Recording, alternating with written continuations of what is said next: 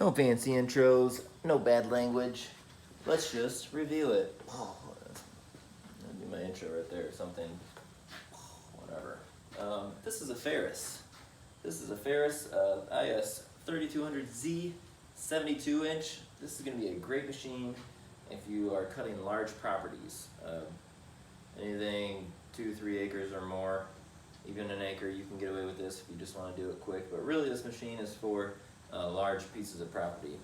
You can get away with a 61-inch, or in some cases, I think they make 60 inches for any amount of property you want to. Either all this machine is going to do is allow you to have bigger lines and go over it quicker.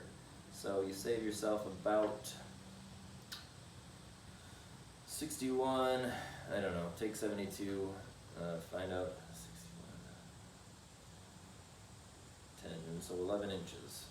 So you get 11 extra inches, almost a foot on each pass up and down. So when you make one pass, it's 11 inches extra than a 61. You come back, you add that 11 inches together, that's 22 inches, if my math is right, extra that you get right there. So as you can see, that's going to add up pretty crazy as you go about the lawn. The cons on this machine, there's very few, in my opinion. This is just my opinion. The deck, if it's above 3.25 and the blades aren't sharp, it's not going to cut. It's going to leave some stragglers, especially if the grass isn't really thick. I think what happens on this machine is the deck is so large that if the blades are a little bit dull, it just can't suck up the grass, especially if it's not like thick grass. It doesn't have enough suction to suck it up and chop it off. That's a downfall, but that's pretty much the only one. The only other downfall is going to be this pedal, which I'll show you in a minute, which I'm going to take off and flip it around, because for me, in the sitting position that I like, when I extend my leg all the way, I just can't sometimes get the deck. It's a heavy deck, so pushing it up with your foot sometimes can be rather difficult. If you're probably 6 foot or taller, I'm 5'11" and a half ish. Who's counting? If you're 6 foot or taller, you shouldn't have a problem with that at all. This machine also comes with the shocks. It has 4, 2 in the front and 2 in the back. You're not going to find that on this design anyway, on any other machine. I believe Briggs owns almost everything that comes with that. What you can get if you don't go with a machine like this is a suspension seat that will give you a little bit, but it's nothing like this system here. I've cut with a machine that was a 72 and didn't have suspension. It was a John Deere, and after 5 minutes my back was just killing me and trying to stay on the thing, especially if it's a real bumpy property like some of these larger ones are, because some people just don't roll 3 acres. It'd be ridiculous to do that. I mean, some people do, but it's a lot of work, especially if you have a small little roller like a lot of people do. This machine is going to save you all that. If you're mowing a big property and you've got any kind of back issues like I do, just a few minor ones, nothing serious, my back gets really tight on this, just trying to hold myself onto that John Deere. This machine here, you're going to be able to just cruise pretty quickly through it, as long as there's nothing too crazy. I even got into some pretty crazy stuff with this machine where it was really dippy.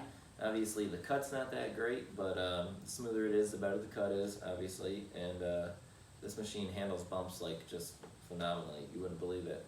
Con, when you are at a property though and you go to slow down, this machine, if you do it fast, the shocks are gonna get it to drop a little bit, and the grass in some cases will be shorter on those areas where you slow down too quick. So you can tighten these shocks up. You can make them tighter. I think they come from the factory all the way out, as loose as they can get, which is the most comfortable, but also when you're going to stop or turn, sometimes the machine will drop and the deck will cut a little lower than you might want it to. So just take turns slow, and especially stop slow when you first get used to it. That's always a good rule of thumb. This machine has a great premium feel. These sticks here to control it forward, backward, left, and right, they're thick. They feel good in the hand, like you just hold on to them. They feel very strong. Driving this machine feels very sturdy. It's a very sturdy feeling machine, and it's gonna be, it's just a powerhouse, man. This thing cruises. It's much more comfortable than my 61-inch, which I'll review in a day or two, or 3, or a week, or a month. Who knows how busy I am right now. We'll just get to it when I can. So that is that. Let me grab you and go over a couple key points here. So obviously you've seen the suspension, which is right here. It is active, it does work. You have zerts here, and that, I believe it comes from the factory with these zerts. If not, you can pick them up from a hardware store, because under this puck here, which I'm not going to take off because it's not going to come easy, there's a long rod. That's what your wheel, everything sits in there, and that's how it spins around, so you want to keep that nice and greased up. Here on the left side of the deck, if you're sitting in it, there's a zert for that blade. Under this guy here, I guess we can show you real quick. We'll just loosen this cap up.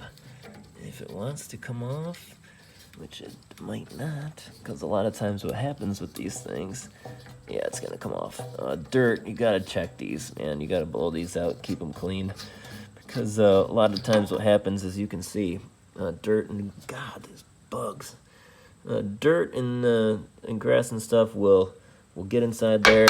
Just give it a quick tap, and there it is. So you can see all the buildup, and that's hard on this screw, and it will fail. I've had it happen before. And there's the other zert right here. That one is a big one. You got to keep that one good. So we'll just kind of set that there. I'll get it really screwed on later. Over here on the right side of the machine, if you're sitting on it, is another zert for that. And these are probably your most important ones. There's other ones like this guy here. You can see that's a little dry. I'm going to do it later. But those ones are really important. You want to keep those spindles nice and in good shape, because they are quite expensive to repair. You don't want to if you don't have to. Over here on the right side of the machine, you have your throttle, you have your key, and you have your blade. Let's see if we can hear the fuel injection kick on. Yep, so this is a fuel injected machine, obviously. It's got this Briggs & Stratton oil guard right there, which is nice. It's got the EFI 37 horsepower engine, and it's just, it's a monster. It just rips through everything. Here's the rear shock. We can put some weight on this, and you can see, you might be able to see it working there. You got a fuel filter here. This is your gas gauge, what tank you want to use. It's not gas gauge, it's how you switch between tanks, what one you want to use. You have a gas gauge on both sides. You have a zert there. Over here, sitting in the machine, you have your brake. This has to be on to start the machine, and then once it's started, you let that go. You pull your deck on, and you start mowing grass. One important thing to remember is always shut the blades off, of course, before you get off the machine, and make sure you're not running anybody over. That would be terrible. One important thing to remember is that not a lot of people talk about is the throttle positioning. So when that's full throttle, somewhere in here is about half, and that's off. When you are using this machine to cut grass, when you're getting ready to cut the grass, you want to keep the throttle position as low as you can, about halfway, before you engage the blades. Okay, that's a really important thing. About halfway, when you get mowing, or when you get the blades on, then you can push it all the way up to full speed there. When you're getting ready to turn the blades off, you're done cutting, pull this all the way down, right? And then once everything slows down, the RPMs come down, turn the blades off at that point.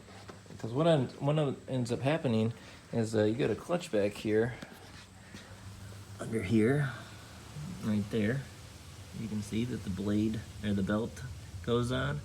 And this isn't free spinning or anything, so your belt isn't constantly spinning. So what happens is when you turn the blade on at full speed, there's a little bit of that belt just has to catch real quick, and it kind of melts it or just tears away at it a little bit. And over time, what's going to happen is, doing it that way, it's gonna tear and break. I've had 3 or 4 on my 61-inch brake, and part of that was a manufacturer defect, I believe, but also just a good rule of thumb is to keep it low as you can before you hit those blades on to protect that. And then when you're done cutting, bring the throttle all the way down, and that'll help everything just slow down and then release it. And that'll save you guys a lot of headache on clutch parts and belts. So there it is, guys, the Ferris 72-inch IS3200Z with the 37 horsepower Briggs & Stratton engine. Briggs & Stratton, Kawasaki are your best engines. Probably Kawasaki a little more than Briggs last time I checked. And you're going to want to stay away from Kohler. They're loud and just not, in my opinion and the opinion of the shop I worked at, the greatest engines out there. One last key thing I want to add is this. My company runs blocker plates like this on all of my machines. You can see over here, this one has a same thing, a little different looking. We'll review that another time. What this allows you to do, it's a great add-on. As you can see, this one's a little tore up. Put that handle down and it closes. Okay, so if you're going next to somebody's mulch bed, say they have a mulch bed over here where my foot is, that will prevent the grass, or most of it anyways, from getting into the mulch bed and ruining it. And you know how hard it is to get grass out of a mulch bed once you have put grass in it. Then you take this handle and you pull it up, and boom, you're open for business again. I'm gonna have to change this one up a little so it's higher and a little more effective, but right now it's doing a great job. And that's a really good piece of an investment of a piece of equipment there to invest in a machine, no matter what you run. You'll see a lot of guys are just blowing grass all over the road, out into traffic, onto people's cars and lawns and things like that. I mow a lot of businesses where this comes in handy because I don't want grass all over their parking lot and over people's cars and things like that. So, thank you guys. If you like this video, leave a thumbs up. If not, well, I guess you're gonna have to leave the thumbs down. I don't know why you would. Maybe it's too long. Maybe you don't like my voice. Maybe you just hate the color red or Ferris altogether. But either way, this review, I feel like, went over everything pretty solidly. Yeah, it's not fancy. It's straight to the point. It's gritty. It's dirty. As you can see, it's been used. That's the kind of reviews I do. I check everything out. I go over it the best I can, and then I put it out there. So you guys are gonna see more videos along the way from me. I don't know how quickly I'll be able to do them. I'm a busy man.